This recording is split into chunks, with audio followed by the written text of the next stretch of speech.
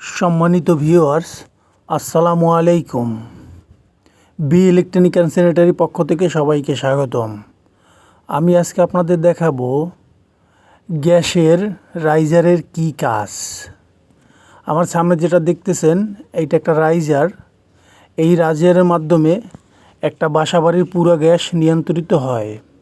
এই যে রাইজারটা দেখতেছেন, এই রাইজারের ঠিক ডান দিক থেকে বাসাবাড়িতে গ্যাসের লাইন চলে গেছে এবং নিচ দিক থেকে গ্যাসের লাইন আসে তিতাসের থেকে।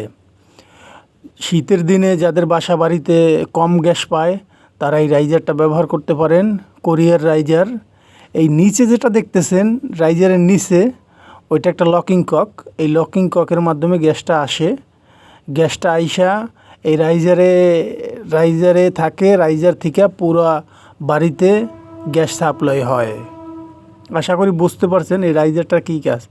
আর অবশ্যই যারা এই রাইজারে কাজ করবেন তারা খুব সাবধানে কাজ করবেন এবং এলবো বা বেন যে যাই ব্যবহার করেন, শর্ট পিস, এইগুলোতে সঠিকভাবে থ্রেড টেপ দিয়ে দেবেন যাতে কোনোভাবেই গ্যাস লিক করতে না পারে।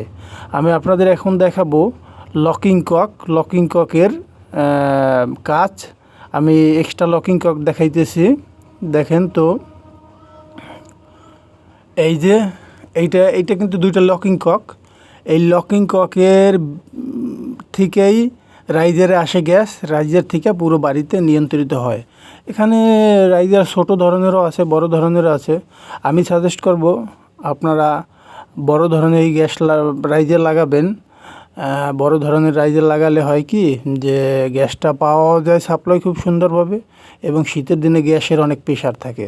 যাতে শীতের দিনে না পায় গ্যাস, তারা ওই রাইজারটা ব্যবহার করতে পারেন, কোরিয়ার রাইজার। তো আশা করি ভিডিওটা ভালো লাগলে অবশ্যই লাইক, কমেন্ট, সাবস্ক্রাইব করে দেবেন।